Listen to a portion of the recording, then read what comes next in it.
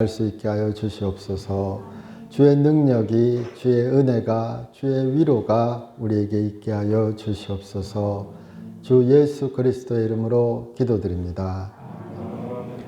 할렐루야. 부활주일이면 항상 하는 거 있죠. 예수님, 역시 저희 교회 다 연식이 오래되셔서 골프를 치면 구력이라 그러죠. 네, 쳐본 적은 없습니다. 저희 예수님 부활하셨습니다. 그럼 그 뒤에도 항상 붙어야죠. 우리도? 그쵸. 예, 예수님 부활하셨습니다. 우리도 부활할 것입니다. 나도 부활할 겁니다. 예, 거기까지 가야 되는 거죠. 예, 그게 부활신앙인 거죠. 예, 부활이라고 우리가 얘기할 때 부활신앙, 그런데 우리가 좀 더 실용적으로 좀 더 실질적으로 생각해 본다면요. 부활신앙이란 것은 어찌 보면 부활의 눈으로, 그러니까 새로운 심령으로, 새로운 마음으로, 진짜 새로운 영으로, 주의 영으로 삶을, 세상을 바라보는 거죠. 그 전까지는 내가 다른 눈으로, 다른 시각으로, 다른 세계관으로 세상을 바라봤다면 부활의 신앙이란 것은 진짜 예수께서 부활하셨기에, 그가 하나님의 아들이시기에, 그가 부활의 첫 열매이기에 최종의 승리가 하나님의 이끄심이 나에게 있을 것을 확신하기에 세상이, 나의 삶이 전혀 다른 시각에서 보여지는 거죠. 그러니까 렌즈가 바뀌는 거죠. 그게 어찌 보면 부활신앙일 것입니다. 그러니까 우리에게도 매주 예배가, 또 기도하실 때, 성경 읽으실 때 그렇게 항상 개인적인 부활절이 계속 있으셨으면 좋겠습니다. 네. 나중에 내가 새 육신으로 부활할 것이다. 신령한 몸으로 부활할 것이다. 그것만 바라보시는 게 아니라 그것을 큰 소망으로 품고 내 삶에 진짜 순간순간 그렇게 예수와 동행하고 예수님의 마음으로, 예수님의 눈으로 말씀을 통해서, 신앙을 통해서 세상을 바라볼 수 있고 세상을 살아갈 수 있는 우리만의, 나만의 부활의 날들이 계속하기를 축복해 드립니다. 네. 그래야 좋죠? 저희 오늘 그 찬양 불렀습니다. 저 장미꽃 위에 이슬. 제가 전혀 티 안 냈는데 꽃 준비하면서 장미꽃 사오셨더라고요. 예. 저희 옆에 한번 보세요. 저희 현수막 보시면은 저희 무슨 꽃이죠? 백합? 예. 그럼 보통 백합이죠? 예, 여기 조금 있답니다. 근데 우리 딱 보시면 메인은 장미죠?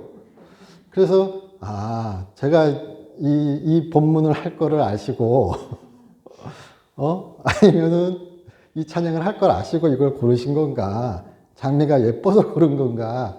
좀 궁금하긴 했습니다. 예. 삶이 우연일 때도 있고, 그 우연을 하나님의 섭리로 바꾸신 하나님의 손길일 때도 있죠. 예. 신앙의 눈으로 보면 우연은 잘 없죠. 예. 하나님의 인도하심이 나도 모르는 사이에, 우리도 모르는 사이에 내 삶을 그의 선하신 방향으로 이끌어 간다. 예, 그게 또한 우리의 믿음이죠.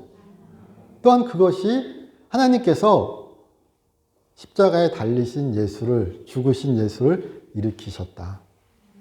예, 어찌 보면요, 그가 부활하셨기에 제자들은, 또 사람들은 십자가를 전혀 다른 눈으로 바라볼 수 있게 됐거든요. 예. 우리 복음서를 쭉 읽어보시고 항상 설교를 듣다 보시면요, 제자들은 잘 못 믿었어요. 예수님께서 다시 살아나실 것을, 그가 죽으실 것을 계속 이야기하셨는데 복음서에 꼭 그 말씀 나오면은 그들은 아직 잘 몰랐더라 이렇게 나옵니다. 예. 그래서 우리는 그 뒤에 읽으니까 왜 이걸 몰라? 제자들이면 좀 먼저 깨달음이 있어야지 뭐 이런 생각도 하잖아요. 그런데 우리 복음서들 보고요, 다 보시면은 어찌 보면 이 성경도 그렇게 예수님의 부활을 목격한 사람들에 의해서 과거를 돌아보고 그 의미를 새롭게 깨닫고 쓰여진 거죠. 그러니까 성경 곳곳에는 그렇게 새롭게 바라본, 새롭게 깨달은 예수님에 대한 이야기들이 또한 들어있는 것이죠. 예. 우리도 갇혀 있는 것이 아니라 그렇게 승리하신 예수, 부활하신 예수, 그 의미에서 십자가를 또한 예수님의 사역을, 우리의 삶을 돌아보실 수 있고 또 그것을 펼쳐나가실 수 있는 그런 남은 날들이 되셨으면 좋겠습니다. 오늘 제가 제목을 부활하신 주님과 막달라 마리아 이렇게 했습니다. 그래서 찬양도 저 장미꽃 위에 있을 했었고요. 마리아, 제가 좋아하는 찬양 중에 한 가지입니다. 이 찬양을 부르면은 442장 이 찬양을 부를 때면은 저도 모르게 그 장면이 떠올라요. 성경 구절도 익숙하고 그렇게 예수님과 그렇게 그 순간 동행했던 얘기를 나눴던 마리아에 대해서 막달라 마리아에 대해서 떠오르고 생각하게 되는 거죠. 그런데 예수님께서 제자들과 잡히시기 전날 제자들과 요한복음상에서 제자들과 그렇게 식사하시면서 내가 올라가야 너희를 위하여 방을 예비하러 내가 올라갈 것이고 14장에서요. 그렇게 말씀하시면서 내가 올라가야 그리고 아버지께로 가야 내가 너희에게 성령을 보낼 것이다.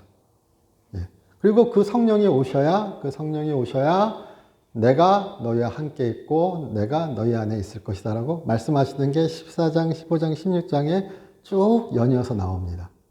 그리고 오늘 예수께서 죽으시고 그 제자들이 생각해 보면요. 제자들도 그렇게 자고 있었을까요? 갑자기 그런 생각이 들었습니다. 오늘 우리 요한복음 20장 처음에 시작을 보시면은 안식 후 첫날 일찍이 아직 어두울 때에 막달라 마리아가 무덤에 와서 이렇게 시작됩니다. 생각해 보면 제자들이 어찌 됐을까 나오진 않지만 뭐 두려움에 떨었다 우리 이렇게 생각할 수도 있고요. 잠을 이루지 못했을 것이다 생각해 볼 수도 있지만 특별하게 이 마태복음, 마가복음, 누가복음, 요한복음 모든 공간 복음서에서 다 공히 이야기하는 것이 여자들이 예수께 먼저 다가갔다는 거죠. 그 무덤으로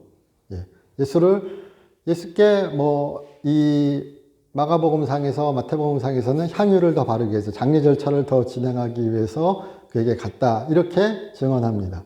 그러면은 그렇게 예수를 만나러 갔을 때 제가 막달라 마리아가 갑자기 나갔는데 그렇게 했을 때 무덤이 비어있는 걸 보았다 그러죠. 무덤이 비어있는 것을 보고 막달라 마리아가 놀라서 막 달려갔다고 나옵니다. 물론 우리 이렇게 얘기할 때 지금 요한복음 상에서는 막달라 마리아만 나오지만 마가복음이나 마태복음 이런 복음서를 다시 같이 보시면은 다른 여성들도 있다고 나옵니다. 그래서 그들이 막 달려가서 제자들에게 얘기하죠. 무덤이 비었다고. 그리고 오늘 우리 본문에서 예수께서 사랑하시는 제자와 베드로가 같이 뛰는 장면이 나오죠. 한번 볼까요? 20장 3절입니다. 베드로와 그 다른 제자가 나가서 무덤으로 갈새 4절입니다. 둘이 같이 다름질하더니 그 다른 제자가 베드로보다 더 빨리 달려가 먼저 무덤에 엎드려 이렇게 나옵니다. 유명한 그림, 그러니까 그 성화라 그래야 되나요? 성화라 그래야 되겠죠. 그러니까 그림이 이 막달라 마리아를 그린 그림, 뭐 성경의 사건들을 그린 그림들이 되게 많습니다. 유명한 그림 중에 한 가지가 베드로와 사도 요한, 이 사랑하는 제자가 같이 달려가는 그림도 있습니다. 보면은 베드로는 막 수염 달리고 좀 늙은 모습으로 나오고요. 아실걸요? 보신 기억 아마 있으실 겁니다. 그리고 이 요한은 좀 젊은 모습으로 나옵니다. 그래서 우리 보통 이야기할 때 나이 든 사람과 젊은 사람이 같이 달리면 누가 빠르죠? 젊은 사람. 사도 요한이 예수님을 더 사랑하고 베드로는 덜 사랑해서 사도 요한이 더 간절해서 빨리 달렸다. 우리 이렇게 해석할 수도 있지만 그렇잖아요. 또 다른 해석의 방향은 사도 요한은 젊고 베드로는 좀 연세가 있어서 나이가 있어서 둘이 같이 달려도 젊은 사람이 빨랐다. 그래서 일단 달려갑니다. 급하게 달려가는 거죠. 달려가서 무덤에 도착합니다. 그리고 보통 이스라엘의 무덤 방식은 굴을 파고, 그러니까 동굴이 있으면 동굴이에요. 근데 보통 이렇게 굴을 팝니다. 굴을 파서 우리가 이렇게 계단으로 내려갑니다. 좀 동굴이면 계단을 몇 개 만들고 계단으로 내려가서 이게 좌우의 벽을 또 이렇게 우리 이렇게 사각형, 길다란 사각형 있죠. 그런 식으로 직사각형식으로 이렇게 파서 거기에 이제 시신을 안치하고 그 시신이 안치한 상태로 그 시신이 나중에 이제 썩어서 뼈만 남았을 때 다시 이 뼈를 모으러 옵니다. 그래서 그 뼈를 태우고 그것을 그 뼈가루를 그 단지에 담아서 보관하는 게 이스라엘의 장례 방식입니다. 유대인들의 동굴 무덤에서. 그러니까 이 제자들이 막 달려가서 이렇게 쓱 봤다 그럴 때 내려갔을 수도 있지만 여기서 특별히 강조하는 거는 요한은 이러고 봤다는 거죠. 이렇게 안으로. 그래서 이렇게 들어가진 않고 이렇게 보는데 베드로가 냅다 들어갔다 그러죠.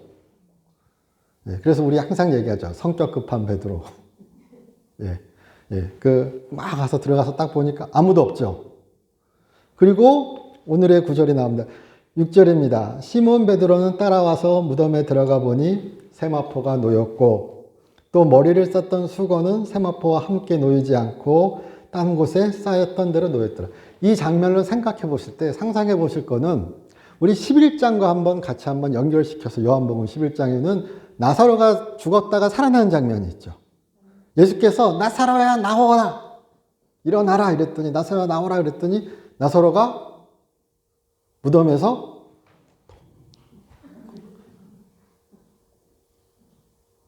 왜냐하면 나사로가 나오죠. 나사로가 나왔는데 그 11장을 보시면은 감겨 있어서 나와요. 수의를 입은 채로 이 수건이 덮인 채로 나오죠. 그럼 수의를 입은 채로 수건이 덮인 채로 나오면 어떻게 나오죠? 그렇죠. 제가 자주 말씀드렸죠. 펭귄처럼 나오거나 통통통 나와야죠. 그러니까 나사로는 수의에 쌓인 채로 수건이 덮인 채로 나왔습니다. 그리고 그는 살아났지만 다시 죽죠. 그러나 예수께서 부활하신 그 무덤은 수의는 그대로 있고 덮였던 수건은 덮였던 그 자리에 있더라. 그래서 여기서 또한 한 면에서 심상적으로 강조하는 것은 뭔가 신비적인 일이 일어났다는 거죠. 누가 훔쳐갔으면 이 세마포 이렇게 싹 그대로 세마포 비쌉니다. 그것도 들고 가야 되죠. 도굴이라면. 그리고 도굴하는데 다시 이렇게 싹 잘 곱게 개놓고 가겠어요? 요즘처럼 유전자 감식하는 시대 아니죠. 그대로 쌓였던 그대로 놓여 있다고 이 성경은 증언하는 겁니다. 이 수건도 수건도 이것도 이렇게 입이 안 벌어지도록 이렇게 딱 해서 이렇게 꽉 감싸 놓습니다. 그대로 딴 곳에 그게 딱 있고 몸은 진짜 쌓였던 그대로 세마포 수의는 남아 있는 채로 아무도 없는 장면을 떠올리셔야 되는 겁니다. 깜짝 놀랄 일인 거죠. 그래서 그 장면을 봅니다. 8절입니다. 20장. 그때야 무덤에 먼저 갔던 다른 제자도 들어가 보고 믿더라. 이렇게 나오죠. 그래서 이 들어가 보고 믿더라가 참 헷갈리는 어려운 구절 중에 한 가지입니다. 뭘 믿었을까? 무덤에 아무도 없죠. 그러면은 우리가 쭉 이렇게 읽으시다 보면은 가장 단순하고 가장 직관적으로 떠오르는 거는 예수님의 시신이 없다는 거죠. 그리고 마침 또 그 뒤에 구절에 그들은 성경에 그가 죽은 자 가운데서 다시 살아나야 하리라 하신 말씀을 아직 알지 못하더라. 이렇게 나오거든요. 그리고 요한복음상에서 누구누구를 믿더라. 우리가 이렇게 말하는 것과 믿더라. 이렇게 나오는 것을 문장을 비교할 때요. 성경학자들이 비교할 때 그냥 누구누구를 특정하지 않고 믿었더라. 그러니까 단어에서 문장에서 그렇게 얘기할 때 믿더라 그러면은 상당히 높은 수준의 믿음을 얘기하는 경우가 많습니다. 근데 마침 여기에서는 그가 그냥 예수님을 그렇게 믿음으로 그가 부활하셨다는 것을 믿었다기보다 그냥 풍기는 인식은 시신이 없다. 누가 훔쳐갔다. 이런 것을 믿는 것처럼 우리에게 보여집니다. 그 사랑하시는 제자가, 자, 한번 성경학자가 돼보시는 거예요. 어떤 걸 믿으세요? 시신이 없다. 부활하셨다. 자신감들이 없으세요. 예. 시신이 없다. 부활하셨다. 예. 나중에 싸우세요. 자, 부활하셨다를 믿었을 수도 있고, 그런데 만약 그렇다면 그 깊은 의미를 못 깨달은 거예요. 네. 아직은 부활하신 주님을 진짜로 못 만났기에. 예. 그리고 시간이 필요했기에, 예수님이 부활하신 것 같은데, 살아나신 것 같은데, 아직은 우리가 긴가민가? 아니면 좀 그런 수준의 믿음을 이렇게 표현했을 수도 있고요. 아니면, 시체가 없구나. 시신이 없구나. 그래서 마리아의 이야기를 믿었더라. 이렇게 얘기할 수도 있습니다. 제 개인적으로는 시신이 없는 것을 믿었더라. 이런 식으로 저는 생각합니다. 예.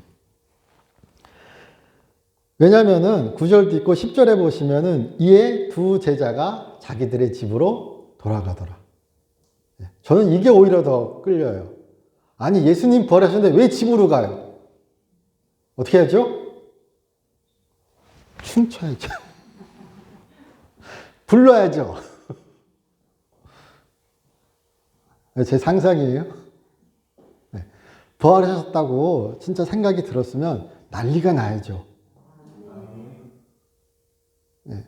물론 우리가 번개치듯 이렇게 막 그런 극적인 순간이 항상 와야 된다. 우리가 이렇게 강요할 수는 없지만 그가 부활하셨는데 그들이 여기서 그냥 집에 돌아갔을까? 좀 의문이 된다는 거죠.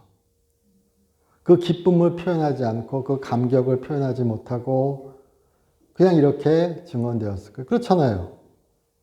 그냥 집으로 돌아갔더라. 어쩌라고요? 그런 거죠. 막 교회에서 그냥 예배 시간에 아니면 또 기도하실 때 성령을, 은혜를 이렇게 받으세요. 그리고 그냥 집으로 돌아갔더라. 뭐가 느껴지세요? 교회는 교회, 예배는 예배, 나의 삶은 나의 삶. 그렇지 않으세요? 그냥 집으로 돌아갔더라. 우리는 그러지 않았으면 좋겠습니다. 우리가 부활의 체험자라면, 우리가 부활의 목격자라면, 우리가 믿는 자라면 그냥 집으로 돌아가는 사람들이 아니라 주와 함께 가는 사람들이 되셨으면 좋겠습니다. 그게 바로 주와 동행하는 삶이죠. 부활의 삶이죠. 하나님이 일으키시는 삶이죠. 하나님께서 죽은 자 가운데서 예수를 살리셨던 것처럼 그가 나를 살리실 것을 믿고 세상으로 삶으로 나가는 삶이죠. 복음을 전하는 삶이죠. 증거하는 삶이죠. 내 삶을 통해서 하나님이 역사하실 것을 믿고 나아가는 삶이죠. 그런 복이, 그런 은혜가, 그런 축복이 충만하시길 축복드립니다. 부활 참 좋죠. 11절입니다. 마리아는 무덤 밖에 서서 울고 있더니 울면서 구부려 무덤 안을 들어보니. 저희 성경에는 이 접속사가 잘 번역되지 않는다고 말씀드리죠. 9절에 20장 9절에 그들은 성경의 이 구절 문장 앞에 이 헬라어 성경에는 왜냐하면 이런 구절이 있습니다. 왜냐하면 그들은 성경에 그가 죽은 자 가운데서 다시 살아나야 하리라 하신 말씀을 아직 알지 못하더라. 10절에 이에 두 제자가 그리고 10절은 그리고 나서 그리고 이에 두 제자가 자기들 집으로 돌아가니라. 그러나 마리아는 무덤 밖에 서서 울고 있더니 울면서 구부려 무덤 안을 들여다보니. 또 이런 생각도 해봤습니다. 마리아는 그러나 남아 있었죠. 집으로 안 갔죠.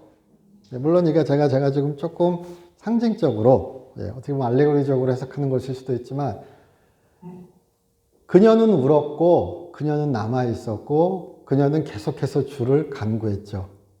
찾았죠. 그런 자에게 예수께서 찾아와 주시는 거죠. 우리도 그렇죠. 하나님은 사랑이시다 그럴 때, 내가 울 때, 내가 통곡할 때, 내가 슬퍼할 때, 내가 죽은 것 같을 때, 그가 우리를 찾아와 주시는 게 바로 또한 그의 은혜요, 그의 사랑이요, 우리의 체험이라고 이야기하죠. 그리고 신앙 연륜이 쭉 계속되는 우리라면 그런 경험이 최소한 한두 번 이상은 다 계시죠. 복 받으신 겁니다. 주를 만난 자 복되도다. 그렇죠. 나는 부활이요 생명이니. 마리아가 그렇죠. 12절입니다. 흰옷 입은 두 천사가 예수의 시체니었던 곳에 하나는 머리. 이것도 참 제가 생각해 보니까, 아니 그 대단한 사도 요한과 그 대단한 베드로가 달려와가지고 그 그림 한번 나중에 찾아보세요. 제가 그림 제목을 까먹었습니다. 근데 찾아보시면 금방 나올 거예요. 그러면 진짜 막 수염 날리듯이 있죠. 막 수염이 날리는 모습으로 이렇게 그냥 막 이렇게 달리는 것처럼, 물론 그런 건 아니지만 그렇게 달려가는 모습이 있습니다. 그렇게 달려가서 무덤을 보고 뭐 믿었다고 나오고 집으로 들어갔다고. 그런데 아무것도 안 보였죠. 그들에게는 세마포만 보이고. 근데 막달라 마리아에게 처음 뭐가 보이죠? 천사. 우리 순서대로 나가야죠. 천사가 보이죠. 근데 제가 좀 이상한 상상을 해봤습니다. 천사가 보이는데 놀라지도 않아요. 마리아가.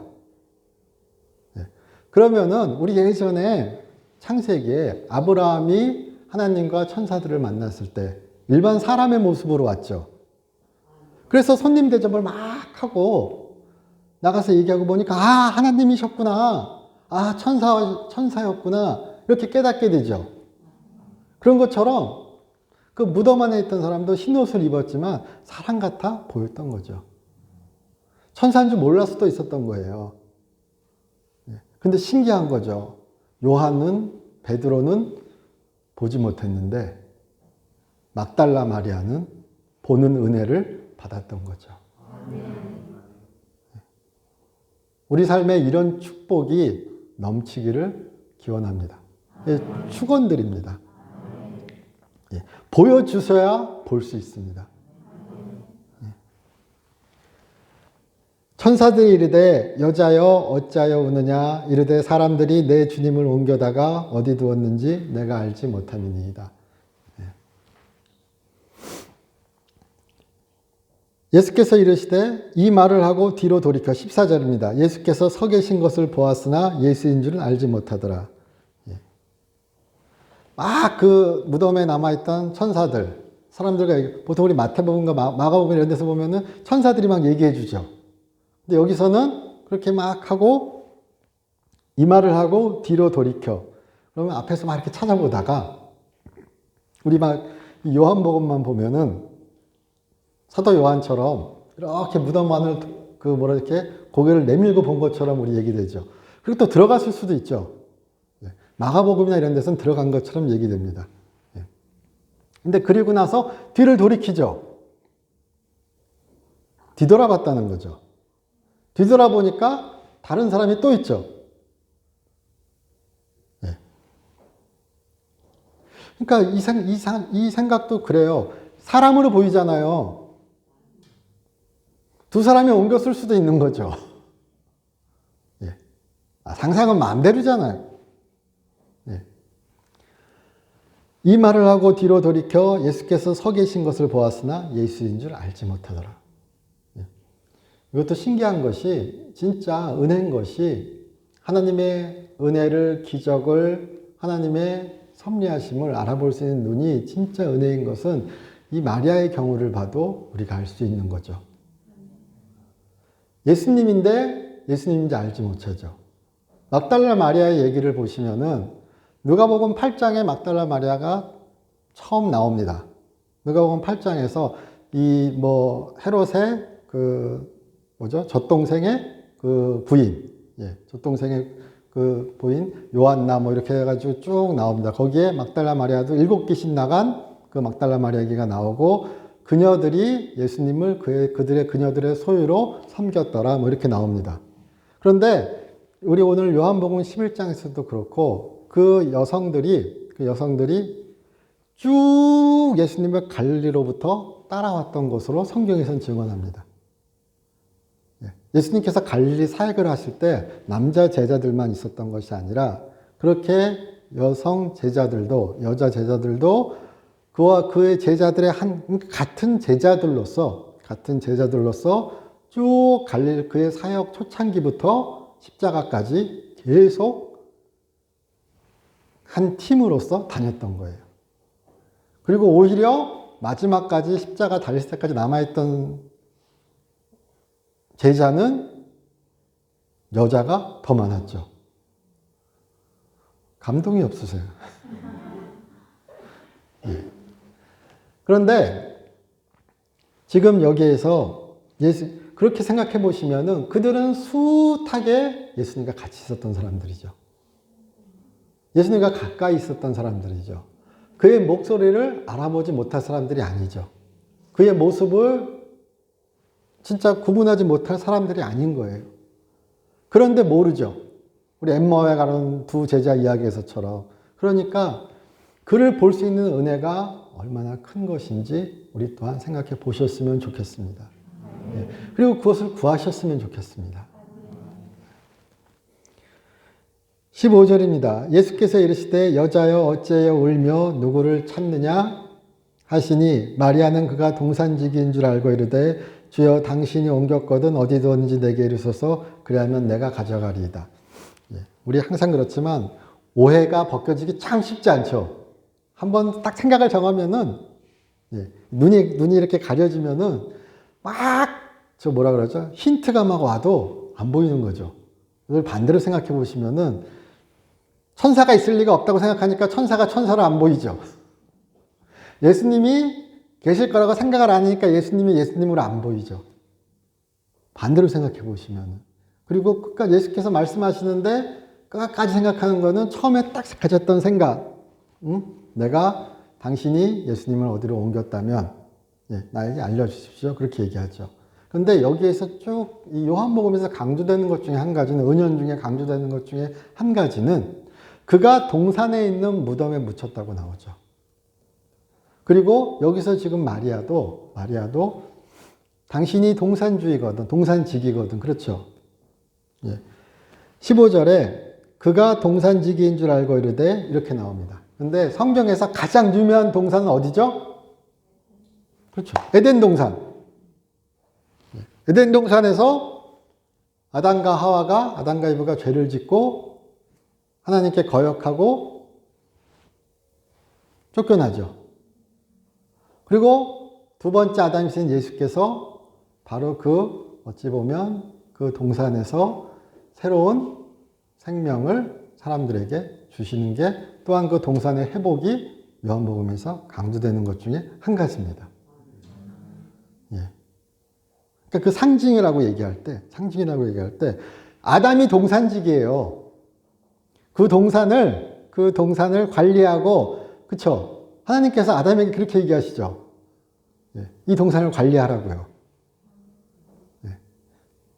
근데 두 번째 아담인 예수께서 그렇게 그 새로운 동산에서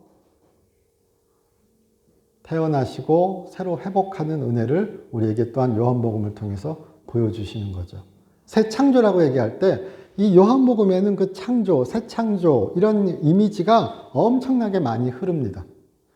그래서 그는 빛이라, 그는 하나님의 말씀이라 이런 얘기들이 처음부터 나오고 창세기 1장 그 이야기와 그러니까 요한복음이 창세기와 엄청나게 밀접하게 연관되어 있습니다.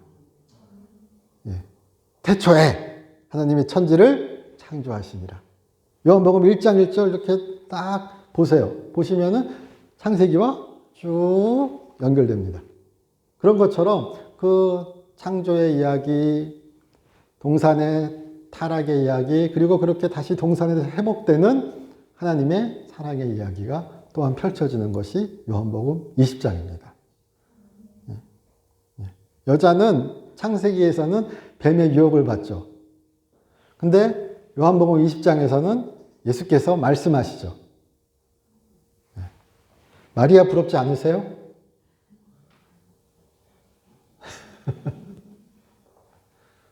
부러워하세요. 아니, 이런 말씀을 드려도 될까요? 막 성공하고 막 이런 얘기는 엄청 부러워하셔요. 간증 들으시면서. 우리 솔직해지죠?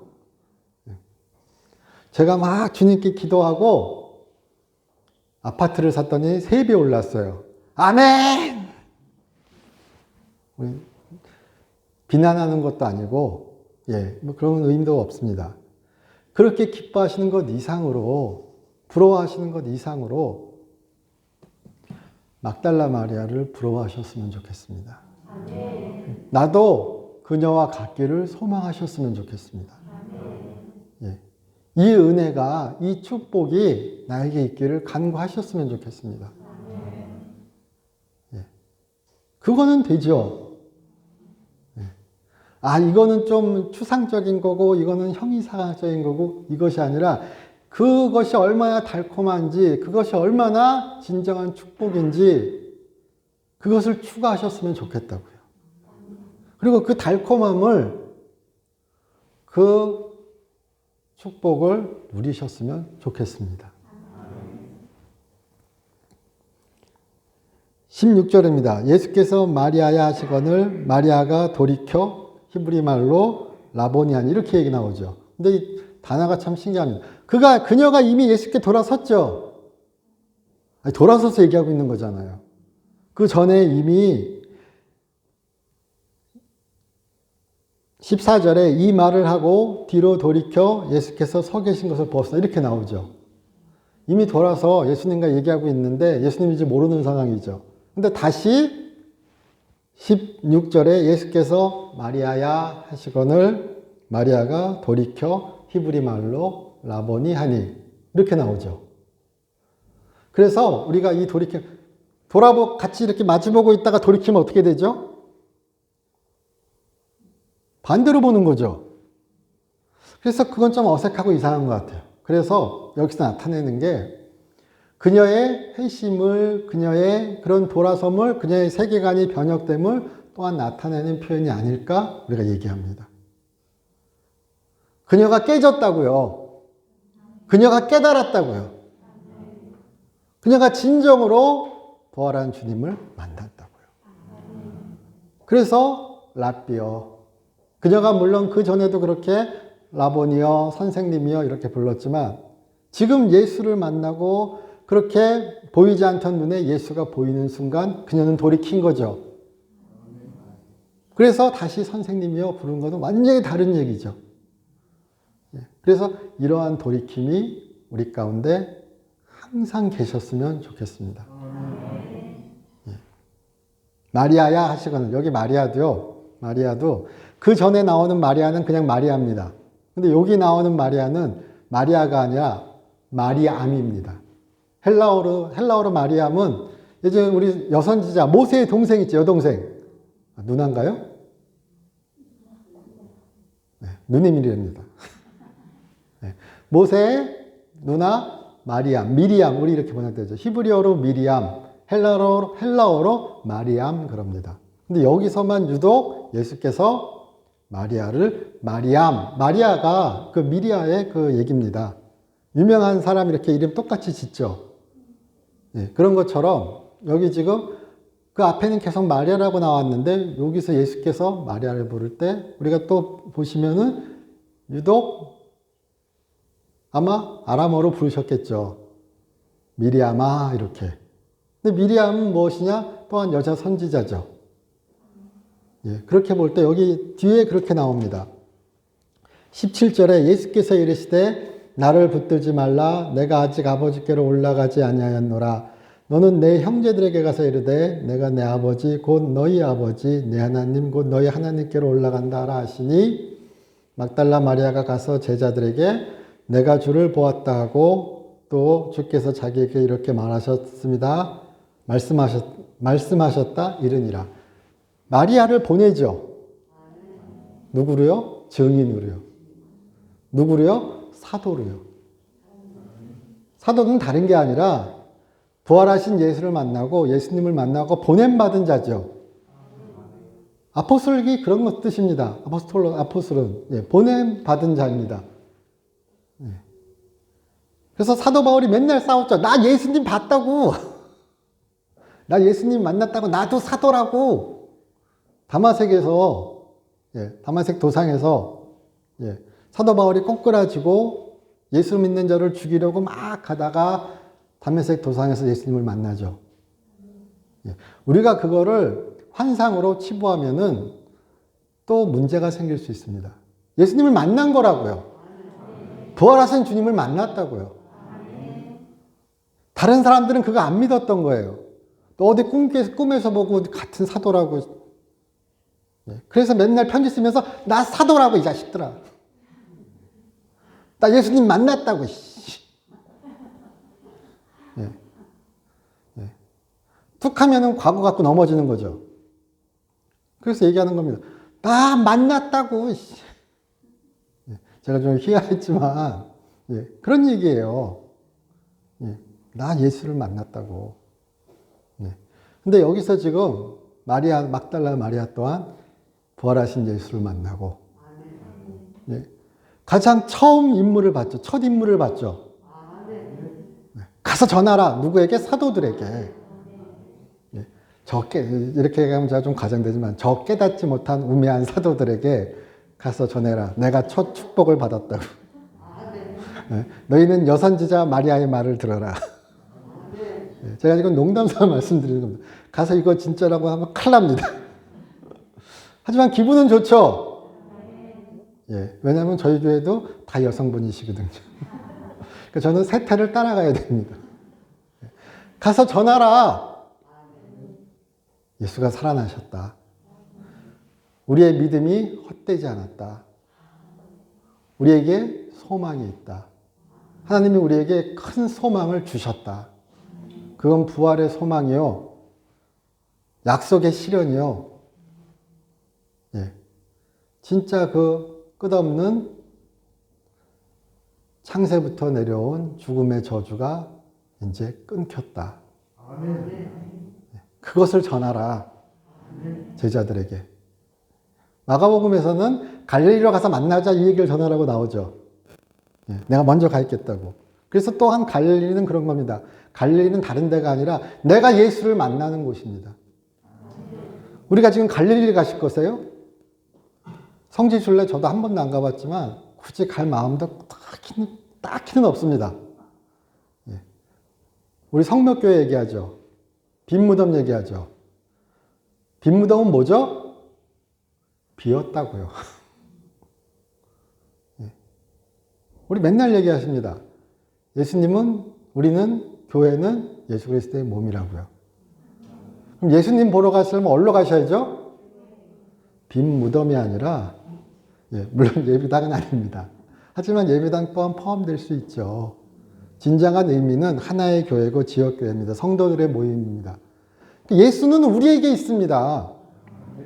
빈무덤 가서 붙들고 주여 나에게 오시옵소서 여기서 하시라고요. 성경을 보고 하시라고요. 내 삶에서 만나시라고요. 예. 가서 빈무덤 붙잡고 예. 거기는 관광지입니다. 이렇게 하면 큰일 나죠. 예. 제가 좀 과장되게 좀 얘기하지만 여기서 주를 만나셔야 되는 겁니다. 예수님은 다른 데 계신 게 아니라 성령으로 우리와 함께 계시고 무덤은 비었습니다. 그는 무덤에 계시지 않습니다. 우리가 그 무덤을 통해서 부활하신 예수께서 부활하셨구나. 그렇게 추억을, 심상을 되새길 수는 있겠죠. 하지만 예수는 하나님 곁에 계시고 성령을 통하여 우리와 같이 계십니다.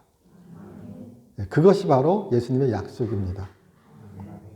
그래서 너는 내 형제들에게 가서 이르되 내가 내 아버지께로 너희 아버지께로 올라간다 하라. 이런. 이 얘기는 다른 게 아니라 야, 이제 내가 성령 줄게 이렇게 말씀하시는 거죠.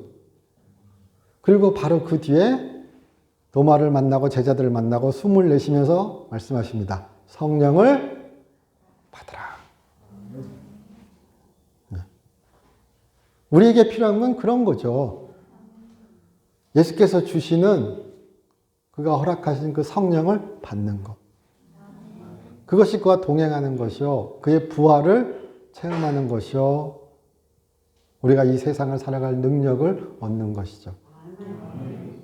그래서 성령이 없이는 그를 주례할 수 없고 성령이 없이는 우리가 주의 마음을 우리의 믿음을 펼칠 수도 없습니다. 성령이 없으면 믿음이 없는 것이요. 성령이 없으면 우리가 말하는 믿음과 행위를 이렇게 날카롭게 구분할 때 우리의 믿음은 그냥 행인 겁니다. 예, 우리의 공로인 겁니다. 믿음이 있어야, 성령이 있어야 우리는 예수를 볼 수 있고, 예, 그리고 그의 마음을 가질 수 있고 그의 능력이 우리에게 허락됩니다. 예, 그렇게 막달라 마리아처럼 예수를 찾고 예수님을 만나고 그리고 그를 전하는 증인이 되시길 축복드립니다. 오늘 제가 단상에 올라오면서 오늘은 반드시 내가 35분에 끝낸다 그랬는데 더 했습니다.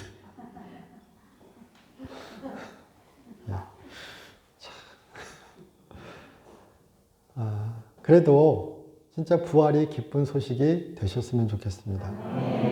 네, 부활하셨다. 네. 나가서 아까 말씀드린 것처럼 그냥 집에 돌아가지 않으셨으면 좋겠습니다. 부활하신 예수와 같이 가셨으면 좋겠습니다. 그를 만나셨으면 좋겠습니다. 네, 나는 부활의 증인입니다. 네. 저희 기도드리겠습니다. 하나님 저희 사랑하시고 이끌어 주시고 인도해 주심을 감사드립니다. 주의 사랑하심이 우리에게 있음을 우리가 주를 증거하고 전하는 자임을 우리 잊지 않게 하여 주시옵소서. 주와 동행하는 그 복된 삶이 우리에게 있게 하여 주시옵소서. 주 예수 그리스도의 이름으로 기도드립니다.